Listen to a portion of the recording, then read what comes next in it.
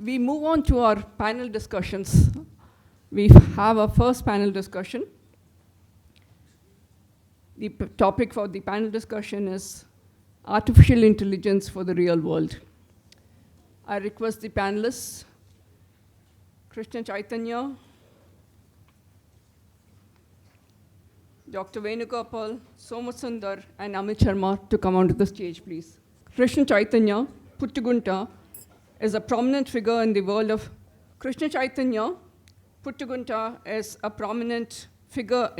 of AI, AI-based operation management solutions for fashion and lifestyle brands. As a co-founder of Zaperio AI, he has played a pivotal role in revolutionizing the fashion industry by introducing cutting-edge technology into the creative process. With over a decade of industry experience, Krishna has been at the forefront of developing innovative solutions that empower designers and brands to harness the power of generative AI. Through Zaperio AI's platform, he has enabled designers to seamlessly create custom products and models, ushering in a new era of creative and efficiency in the fashion and lifestyle sectors. Krishna's passion for technology and his commitment to driving change within the industry make him a true visionary in the field of AI-powered AI-powered fashion management solutions. We welcome you, Krishna Chaitanya. Dr. Venugopal, our second panelist, is DGM AI/ML and working with ZF Group. Dr. Venugopal is a seasoned advanced analytics evangelist with over 18 years of experience in various industries. He's a data scientist, economist, and techno-functional consultant, known for covering business problems into analytic solutions. He specializes in manufacturing and market intelligence. Enabling organizations to excel with analytics, driven by his passion, he's established centers for excellence in disruptive technologies like AI and ML and blockchain. His expertise includes generalized linear modeling, time series modeling, and deep learning, and he's a proficient in various data science and engineering tools, including SAS, Python, big data tools like Hadoop and Hive. Currently, he serves as DGM AI/ML with ZF Group. We welcome you, Dr. Venugopal. Som Sundar, our third panelist, Som Sundar Konduri, is working as a senior director HR BP lead. Som Sundar, you come on. You and I work in the same HR space. He works with ADP. Som Sundar holds the esteemed position of Senior Director and India in HR Business and Business Partnering, HR BP, and a lead at ADP. With an extensive background in HR, Som Sundar brings a wealth of experience in his role. He is instrumental in guiding ADP's HR strategies and initiatives in India, ensuring that they are closely aligned with the company's overpowering objectives. Som Sundar's leadership and dedication is elevating HR process to make HR practices make him a key contributor to ADP's continued success in the ADP market in India and abroad. Our fourth panelist, Amit Sharma, is the Senior Director Data Science with Global AI Accelerator, GAIA, and a leadership team working with Ericsson. In his current role, Amit is responsible for building data-driven solutions using AI and ML technologies towards intelligent automation in the telecom domain. Prior to this, he was leading AI/ML capability for ADP in the HR/talent domain. With 24 years of experience in product development and technology leadership, Amit is extremely passionate about design, architecture, data, and loves to solve real-world problems with technology. We welcome all of you. I'm Srilata Shankar. I'll be moderating the session. I am an HR and L&D leader like Som. I have been working in various companies, banking, telecom, IT, and ITES. I also teach HR at MBA colleges. I conduct soft skill workshops for MBA colleges, engineering colleges, and corporate companies. I do a little bit of content writing. I've been dabbling with poetry for the last 5 years. I've written about 37 poems so far. I hope to publish a book soon. I have a creative side to me. I do tangible painting, block printing, tie and dye, and pottery. I have an adventure side to me as well. I have done bungee jumping, paragliding, zip lining, and Tarzan swing. I've added another layer to my personality recently, collaborating with ITTV Global Media. We started a leadership series talk. We've done 3 episodes so far, and I hope to interview all of you, if not all of you, at least most of you. And I hope to touch 100 episodes soon. Thank you.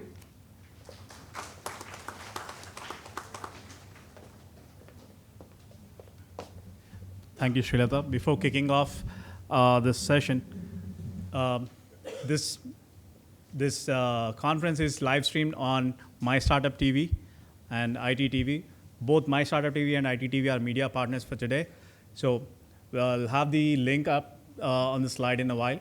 So please share in your group. So those who couldn't make it to the day today in physical appearance, so they can watch it online on YouTube, on their channels. Thank you. Thanks, Abhilash, for the announcement. We'll start the panel discussion with my question to you. Can you share a specific example of an AI application in your industry that has brought significant change or value? Okay. Firstly, coming from the HR space, representing the HR fraternity, along with Lata over here, thank you for having me, first of all, amongst all the product management community. Oftentimes got tempted to move on to the product side as well. Amit knows this, some of my other fraternity people, Ranjan knows this. So really glad and privileged to be here.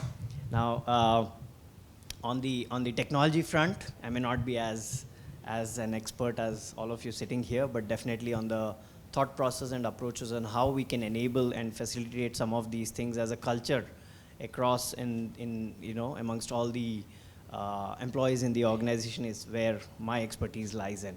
So coming to the question on what we have done in the space, it's the buzzword right now.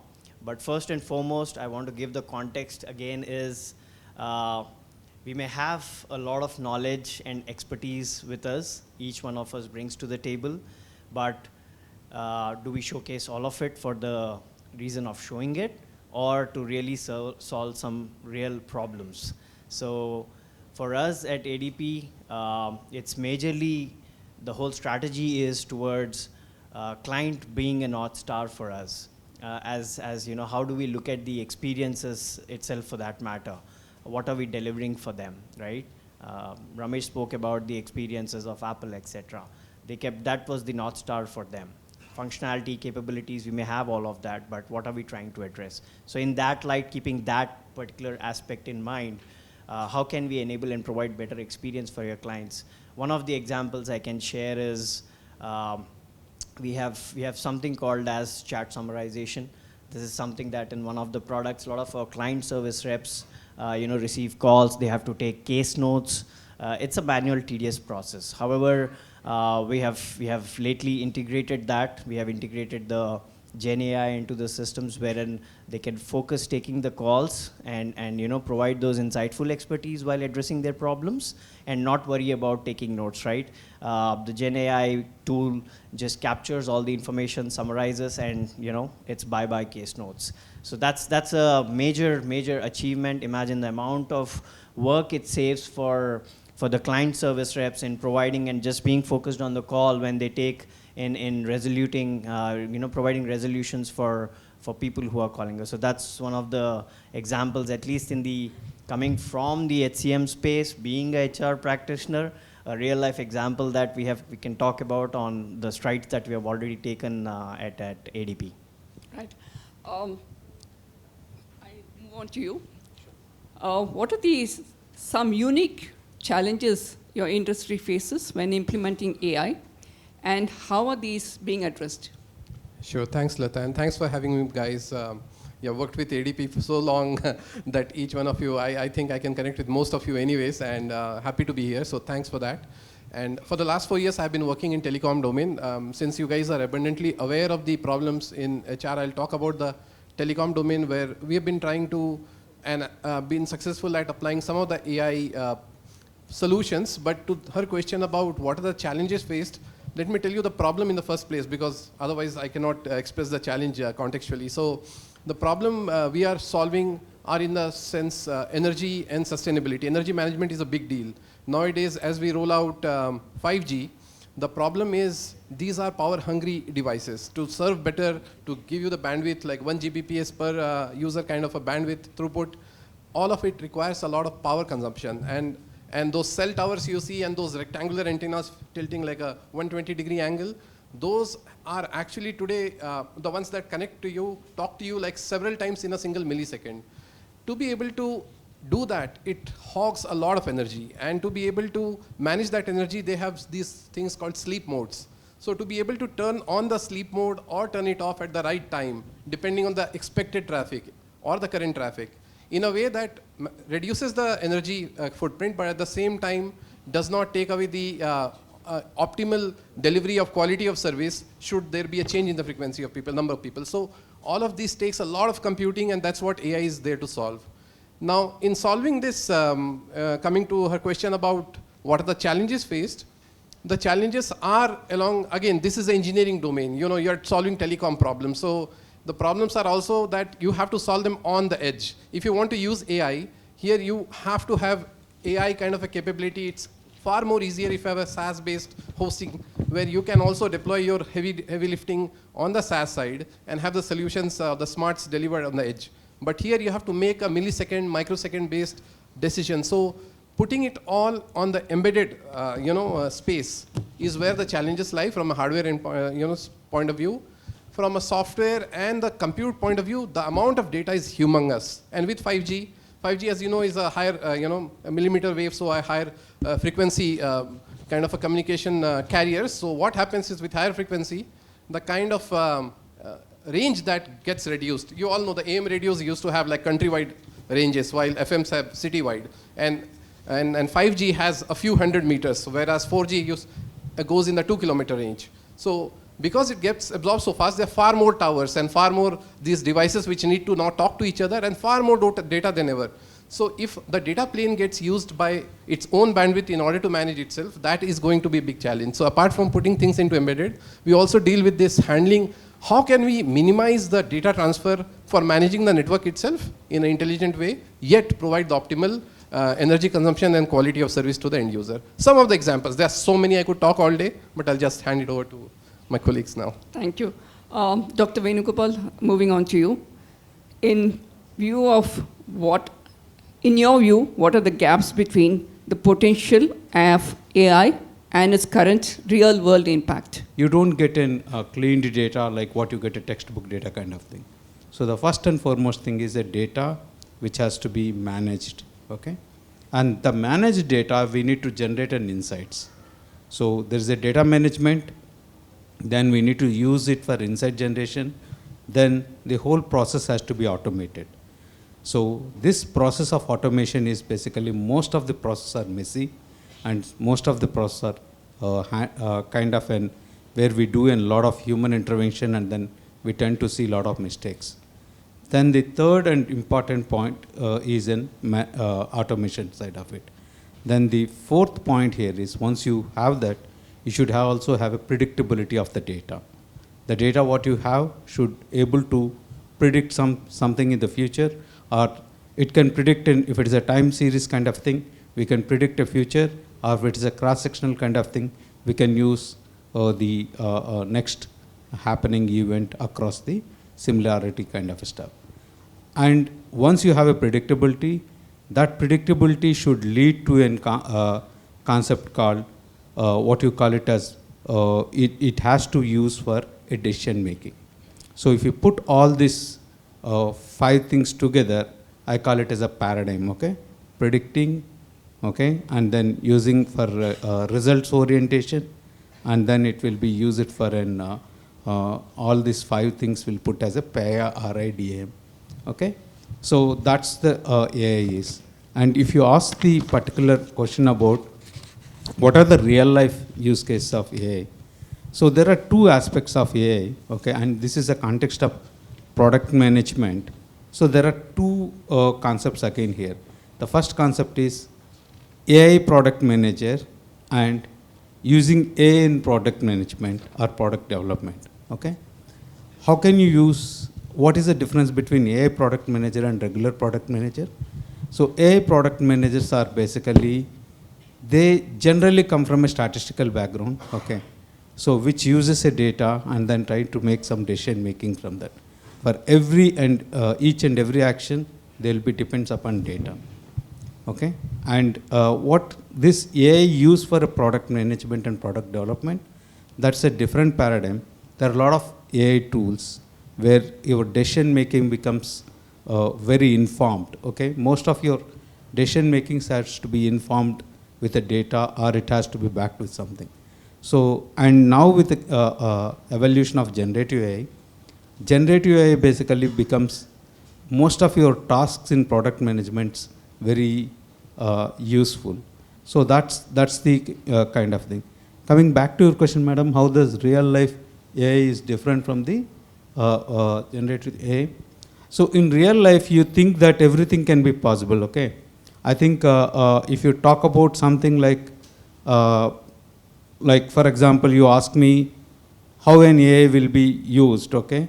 So think back to the ages when you have to depend, when you are driving, you have to depend upon someone, okay, where you have to ask a lot of people, you have to talk to a lot of people to reach some place. Now you know it, right? Everything comes from an, how much of time it takes, and you can give more predictive kind of thing. So that's AI will make your real lives, okay? At the same time, the products which we are trying to build, like I would like to give one highlight about the product which we are trying to build. It's called ALI, Application Lifecycle Management is a concept most of you are familiar with, but we are trying to add that management with an AI and make an application lifecycle intelligence.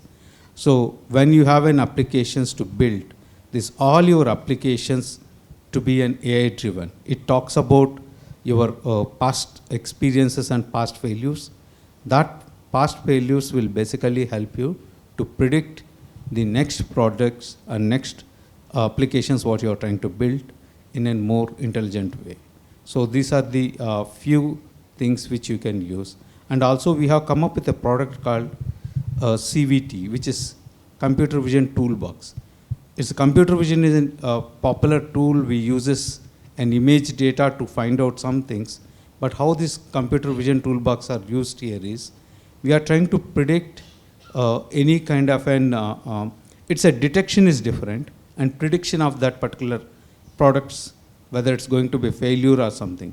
So what we are trying to do use here is, we are trying to use a concept called the composite AI framework, and which is kind of thing like we are trying to use the different data at one go to answer a lot of things. Like we are using a process data in a manufacturing as well as the image data, and then what we will do is, if you are trying to run a process to make a product, that particular product, whatever we are trying to build, it has to be defect free. At the same time, the process has to be streamlined. Thank you, Venugopal. Yeah. Paucity of time, I'm sorry. Please keep your answers short. Krishna Chaitanya, my question to you is, what does your organization take into consideration to ensure that AI projects lead to tangible beneficial outcomes? Sure. If you can hear me, I'll do a quick introduction of what we do. I'm the founder and CEO of Zapero. What we basically do is we try and use generative AI to augment the creative workflows of designers in the fashion industry. What we've seen, I mean, it's been a couple of years since I started, working on this startup, and I have a business and an engineering background in the past.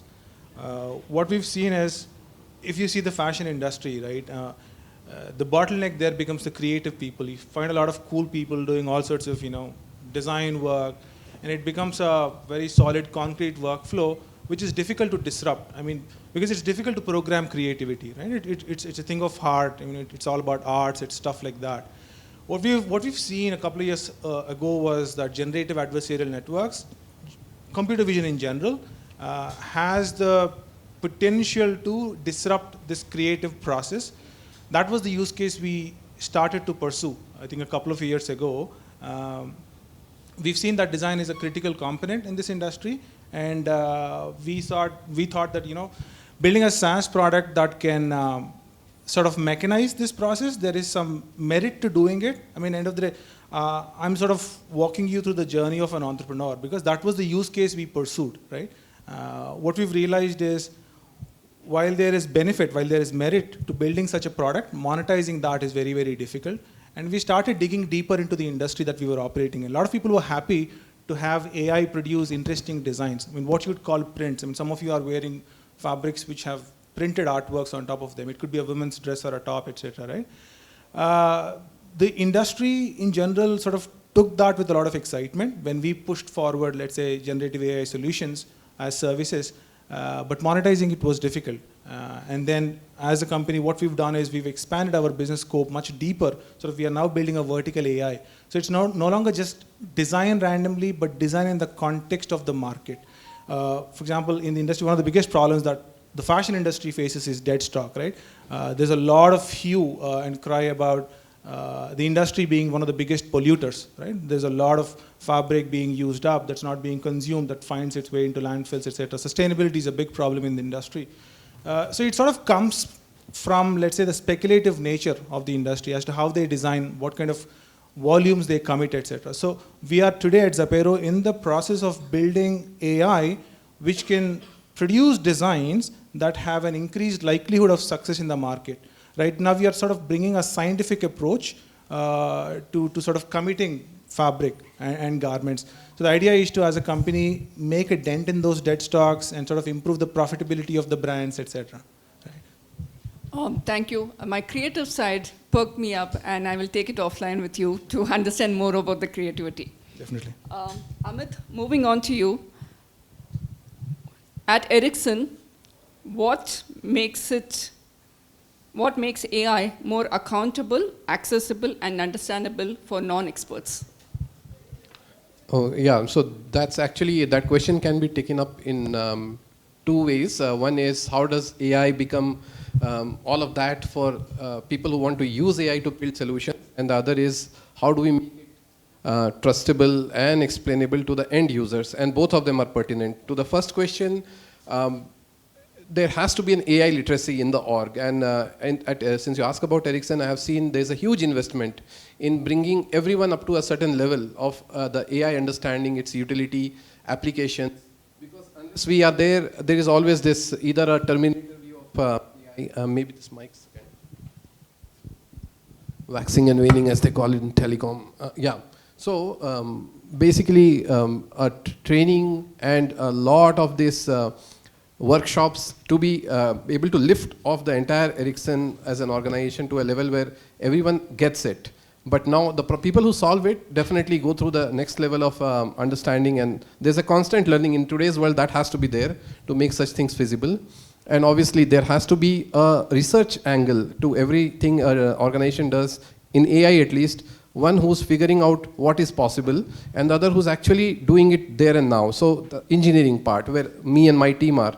So we have a huge research team, and then we have this Gaia team, the Global AI Accelerator team, a bunch of data scientists, engineers, and product managers who work together to realize those AI visions from a feasibility study into the production view.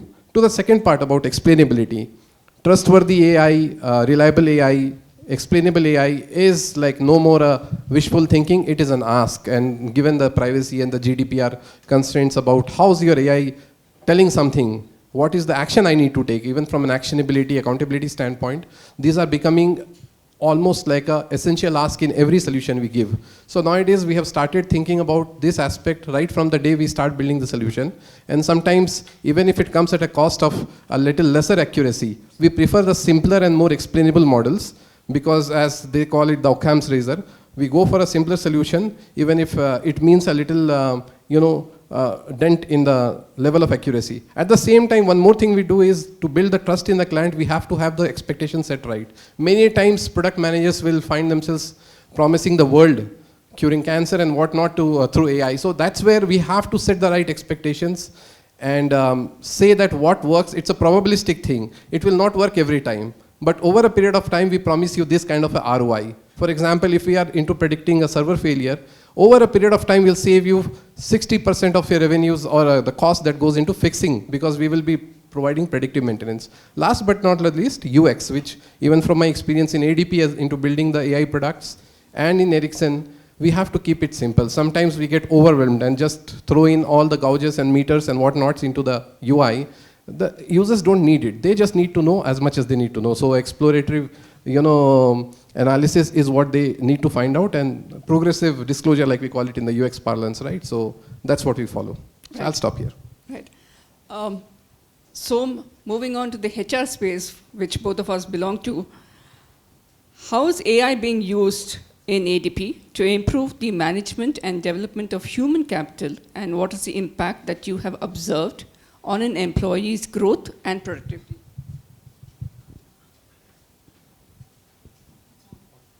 Okay. A bit of a loaded question, if I may say. It's a learning phase for across the board, especially in large organizations. Like I lean on what Amit mentioned about, and Mr. Dr. Venugopal also mentioned, data. Like we deal with huge, massive amounts of data. The first thing that comes to mind is, how do we have a governance model around this whole, it's definitely got everybody excited. But how can we build a governance model where we have, certain regulations to be taken care of so that we don't mess around with the data. There are data privacy laws we have to be extremely cognizant about, more from the state laws and the country laws. Then come in the client side as well, like, privacy is very critical, and that's where we thrive on as most of the organizations thrive on that aspect. It's confidential, and you don't want to give out data. So how do we protect some of those aspects? That becomes the base foundational elements as an organization. But how do we then translate that back to the employees on the ground? How do they understand about it? One is educating them. We are telling them that yes, we all are excited about this. We want to dip our hands into this. We want this to be enabling our products and solutions to give a better experience for the clients. But at the same time, we need to do it in a measured approach, in a thoughtful approach. So how do we build that ecosystem, the safe space where we can experiment, where we can fail fast, but at the same time not at the cost of data privacy and confidentiality. So we conduct a lot of these forums, like Ranjan and his team have a lot of conversations. We want to encourage and bubble up the information, speak it up. We want people to talk about it and not be hush-hush about it. That's when most of these things can come up. It also helps us understand what the expectations are. How is it that we can enable those forums where people can speak up about some of these things, come up with their ideas, how is it that they can implement, etc., right? Again, I'll go back to the initial point that I had mentioned. It's exciting, you want to use it to the best possible extent, showcase your talent, everything is fine. But what is it solving for you? What is the problem? Fall in love with the problem, take it step by step, and that's where we have to inculcate these habits within the employees as well and ensure them, empower them. And that's the approach that we have taken. So far it's working well, and we are extremely transparent about some of these things and communicating to them as well. So somewhere it's the faith we have in them, and the employees also trust the management in turn that they will be enabling as we move forward on that. So that's how has productivity improved or changed? Productivity improved or changed. One of the, I would say, examples that I can talk about is going back to the example that I mentioned about how we did away with case notes. Right? I mean, imagine the time you are listening into a call, trying to jot down while, taking the call, and then after keeping the call, you again jot down. The amount of time it takes, right? Massive improvements in productivity. I mean, it's already coming summarized. All you have to do is just look at it. At the end of the day, it doesn't take away your job. It's at the end of the day, there is human intervention always that will come into place to validate what the Gen AI is doing as well. So that's where productivity definitely gains, at least what we are taking feedback from our own associates on how they are finding this experience for themselves, apart from what we are giving to the clients. So massive improvements on that front as well.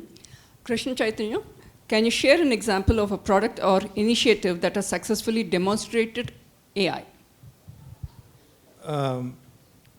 What we do, right? I mean, generative AI, it's probably the coolest thing because I like the way he said coolest. no, it is, right? Otherwise, most of the other things are enterprise solutions, but I think what we are doing is really creative AI, less generative AI, more creative AI. I'm sorry, what was your question again? I'll read it out for you. Can you share an example of a product or initiative that has successfully demonstrated or democratized AI? Maybe my answer or my context is not very pertinent to this particular question, but what we've done, the fact that at least in a sufficiently long term, we want to get to a point where consumers can design for themselves, right? We are, in fact, when we started out as a company, our solution was primarily for the large apparel brands. We were working with the likes of H&M, Myntra. The idea was to become a SaaS AI for their design teams. Now we've sort of pivoted away from that, and we are now targeting, what we are witnessing is young consumers, particularly Gen Z, Gen Alpha, their shopping preferences are changing, and they're now no longer buying from these large brands, but they're buying from these influencer-led brands. Like they're shopping a lot on TikTok or places like Instagram. In fact, there's a cool stat. In the first 3 months of this year, in Indonesia alone, TikTok did a commerce of around $3 billion. So the places that we believe people shop, they are moving away. The loyalty that people have for brands is shifting to smaller brands. In the past, we probably had 1,000 brands. We are getting to a point in the future where people are going to shop from 100,000 brands, right? Which means you have smaller and smaller brands catering to smaller and smaller customer, demographics, right? So the reason we exist, the reason a tech company should operate in an industry like apparel, is because of this democratization, right? Is because of this creator economy that's coming up, and we are trying to build tools for those creators. And it's conceivable that in the near future, that consumers can start designing for themselves. I mean, if a woman wants to design an evening dress for herself, it's conceivable that she can actually get on top of, on this platform and sort of input her needs, her context, and AI is going to start giving options. So you're no longer bound by somebody else's creativity. So it's truly opening up creativity in a very commercial space like apparel. So even if I don't know sea of creativity, I can design a dress for myself? Precisely. All you need is a vision for what you want, and the idea. So obviously, AI is not going to do all of it, right? And there's a lot of work that needs to be done around it, which is the vertical AI that we are building. The idea is to convert every individual into a creator, at least for themselves. Wonderful. Dr. Venugopal, as a product leader, what top trends do you foresee in the AI domain, and how are you preparing your team for these changes? Yeah. See, first of all, the organization we started to change ourselves to a data-driven organization. So obviously, there is a lot of changes of trends and patterns in terms of this. So now, one thing which Krishna Chaitanya is trying to tell, a new trend is emerging called prompt engineering, okay? So I think in future it's going to be more prompt engineers. And then most of the people, we have a different challenges. The first challenge is people coming from a software engineering background to an AI domain. So that's one challenge which we have to address. So what happens there is they use a different process at all. Like, they use a process called DevOps kind of a thing, where they want to make their product into the existing. So the second change here is, if you are coming from an DevOps side of things, it never works in an AI kind of thing. It's going to be, you have to use at one point of an ML. So the first and foremost thing here is, we have to develop an engineers, which are basically an AI engineers, and it is very difficult to find or the context. So what we are trying to do here is, we are trying to develop a citizen developers. Do IT by yourself, right? And citizen data scientist. So that's a one way we are addressing that. And second thing is the top trends of AI. I already mentioned about prompt engineering and Gen AI. Gen AI for a company with focus of R&D like us is a problematic. We can't use an open AI kind of frameworks here, because our entire things will have issues of the design and other things and R&D kind of thing. So we have to put a lot of governance on the cyber security, as well as the governance on people try to use that open AI kind of thing. So there is a lot of baggage. And then it also should facilitate the people, they have to use it. Like otherwise we will be a back trend, like what Ramesh was mentioning about Nokia was not able to innovate, or Nokia was not able to ready for a disruptive technology and design technology, right? So we also need to be there. So what we are trying to do is, we are trying to use use cases which we have developed, and then we are trying to use the use cases which we are trying to use for our own purpose. So the top trends of AIs are, like I already mentioned, something called composite AI. Composite AI is one fascinating stuff. Like now, for example, it's not one-dimensional way you can get a data for one problem. Like for example, talk about a problem like warranty, right? Earlier, warranty used to be driven only through the data of like claims and other stuff. Now you have to use images and other stuff to be used here. And also we have to get from and our company, we have a production to end product. And we deal with a lot of technologies. We build products which are basically manufacturing and hardware side of it, and also we build a software side of a products. So there's a fusion which is required here. So there will be a transition kind of thing. And I already mentioned about citizen data scientist, which we are trying to build with a lot of coaching and all.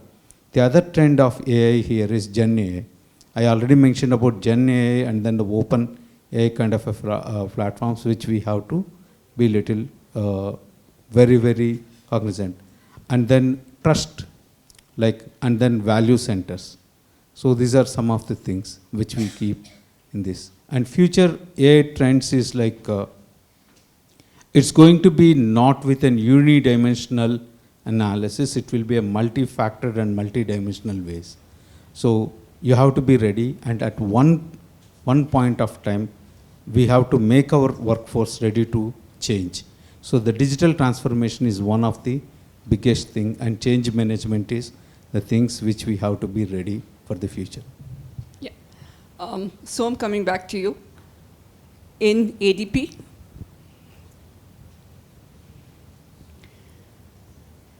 what is, from the HR space again, as we increasingly incorporate AI into our workplaces, what strategies can be employed to ensure that human skills and talents remain in the forefront of value creation? My second question is, how can AI be used to augment rather than replace human capabilities? Value creation. So one example I can quote is how, we have a product called Role. Recently, it's something that has been, Role has been rolled out. And it addresses a market where, it's completely digital. There's minimal involvement. You just roll it out to the clients, and, it's taken care. It's a conversational user interface, basically, right? So imagine where there are large products that need to be implemented, the amount of life cycle that from an implementation standpoint that you have to go to, versus something like so simple that you just implement it quickly and then there is no maintenance needed, etc. So that is more from a value creation of how quickly it can be deployed to clients, how it starts learning immediately and it can answer completely, right? It's not about just somewhere. I remember Mr. Ramesh talking about, chat interface where policies, if you have to look at it and it can give you the policy. But however, within the policy, if you have further deeper questions, who, what, why, where, this particular product of ours, it kind of addresses those aspects as well. So how did we get there? That is the second phase where, again, Gen AI, it's like a child. We are the people as human beings and practitioners who have to teach that, unless it can only be as intelligent as the number of, it's an iteration process. Just like a kid tries to walk, run, and other things, behave. Similarly, it has to be in the similar guardrails. Those guardrails needs to exist, but at the same time, how do we keep iterating it, training it, giving those responses, whether it is right or wrong, at the end of the day, it cannot do it on its own. So that's where human element comes into play in how we can train it better, and that's how, we can go about it. Will AI replace HR department? I wouldn't be sitting here if that was the case, because long back I recollect, where a lot of HCM systems came into place, and I remember I started my career long back, 17 years ago, where I was filing documents, and now it's completely digital. You hardly have to file any of the employee records.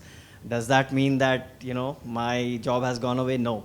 It's become much more meatier, actually, because I can spend that time in other things, right? We become creators, we become designers, developers, more strategic. We become product managers. Everything that we do when we interface with the business leaders on strategy, how do we go about it? It becomes more thinking game rather than operational and transactional stuff. So my job is safe. I'm sorry, as an HR person, I'm a little more partial to Som. Som, I have another question for you. As in the recruitment space, how's it helping? How's it getting people on board much faster? Yeah, that's one of the hot spaces right now. In fact, a lot of the studies and articles, in case if some of you have already gone through it, you will see that is one of the spaces. Two spaces where Gen AI, especially on the HCM side for HR practitioners, where it has the maximum impact, would be on the hiring side, the talent acquisition space, and the second one is the L&D space. The first one, of course, the talent acquisition. Especially talent acquisition. Yeah, a lot of churn goes in on, you have to sift through so many profiles. How do you create good job descriptions? How do you ensure that you get the right set of resumes for the right roles, what you're looking at? From the amount of screening that a person might have to do, how can you leverage that, the Gen AI into doing that for you? And rather than sifting, individually going through as a person hundreds of resumes, how can you get those top 20, 25 from Gen AI and then look at it to see the relevance and quickly take it forward from there? So that is one example I can quote. Thank you.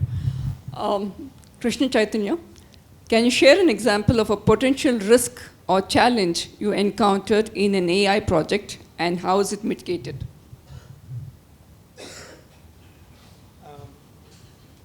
I think, can you hear? Yes. You'll have to take the mic a little closer. No, people talk about, I'll have to use this, thank you. People talk about the risk AI poses to humanity, and I suppose most of the imagery is around nuclear war, or it's gonna weaponized AI sort of killing people and stuff like that, all that dystopian future. I suppose it is much simpler. AI's risks or to the society are probably more around manipulation of information. For example, it's easy to now create new content, new imagery of things that have not happened, right? It's on places like Twitter, you could post an image that is generated by AI, which actually of an event that hasn't happened, which can trigger a lot of conflict in society. I think the risks posed are probably more around creation of information, which is really generative AI. We're talking about content being created by AI, which is, it's difficult to recognize that it is machine made. And this is still early days. When you go to ChatGPT today, it's going to give you a few answers which sort of look real but are not real. An expert can easily distinguish and say, hey, it's machine made versus human made. If we continue down the path that we are going down, in a few years from now, content generated by AI will be indistinguishable from human-generated information, and that has serious societal implications. I suppose that is really the serious risk. And yeah, it's really around generative AI, right? That's a big problem. Sure. Dr. Venugopal, how does your organization ensure transparency and accountability in its AI implementations? Yeah, see, first of all, we have one way of working, okay? One of the thing is we'll make accountable, okay? And then the second way is we also ask people to be more innovative, and we provide an equal opportunities and then democratization of things, okay? At the same time, we have a very, we have also in this security aspects like cyber security, and also our communications are more direct.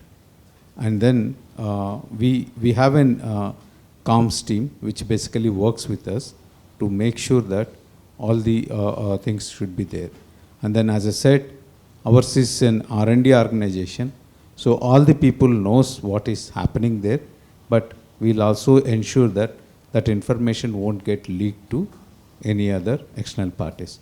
So to be frank, you'll all get surprised. We are not supposed to use Google in our, okay?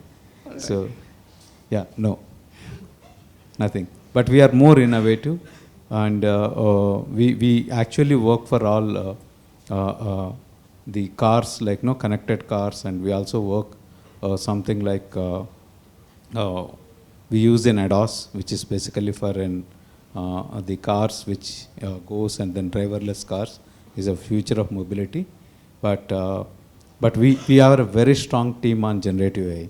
Okay, we built our own systems, own designs, and everything. But everything will be developed within ourselves. Okay. Sure. Amit, what skills do you believe will be critical for future product leaders in the era of AI? Yeah, one of them will be constant learning. I think that's given because the world's changing too fast. So to be able to figure what's out there as a capability, but at the same time not getting too hyped up is I would say is a very important thing, because like Ramesh also put it, putting the horse behind the cart before the horse. You are trying to, given Gen AI, what can I do with it is the question to ask. Still okay, but I have to use Gen AI and do something with it can be a very misleading attitude to have, and sometimes leads to failure. So in my mind, constant learning and being even more innovative than ever, because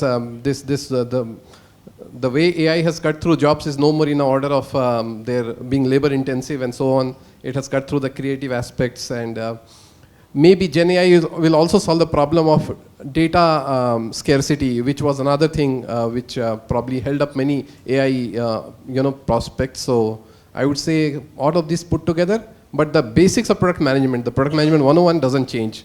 Knowing the problem, finding the right problem to solve, figuring out, understanding the user. With those in mind, I think we have a bunch of rock stars here, so they'll go all the way into building great products. All right, we're really running out of time. I want one-line answer from all of you.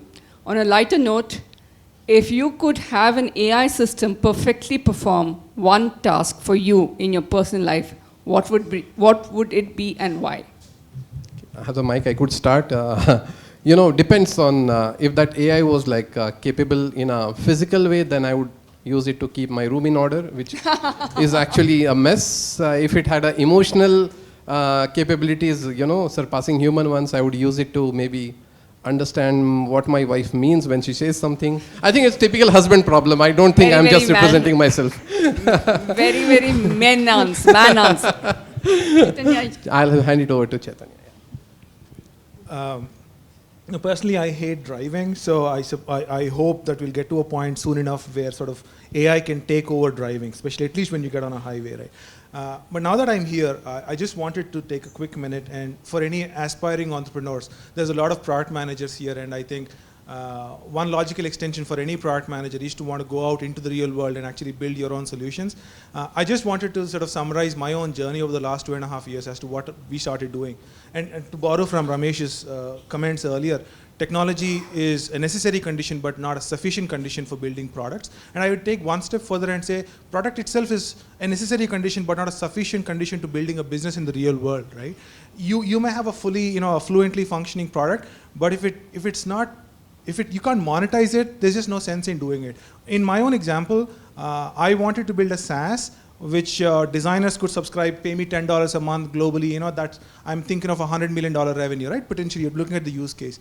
We'll have to take it offline. Dr. Venugopal. Yeah, if you ask me the personal product which I feel like, which manages my my expenses and my financials, okay. So there are a lot of AI apps, but it has to be in some bot which has to tell me, like it at the same time, it should not also tell many times, okay. For example, that's another problem, information overloaded, okay. And then too much of information and then you become a digital addict, okay. That's the thing, okay.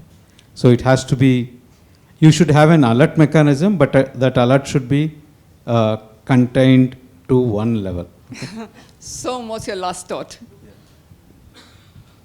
Personally, I have a background in computer science engineering and MBA in HR. Throughout my career, I have struggled. Still, actually, I try to find a balance between logic, because primarily I'm driven that way from my thought process, logic, and emotions being in HR.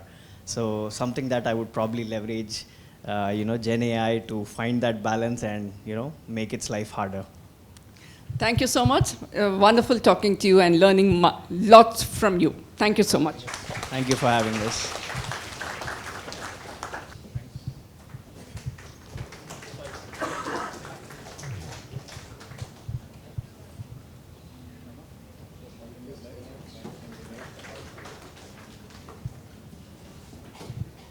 Give the bags also.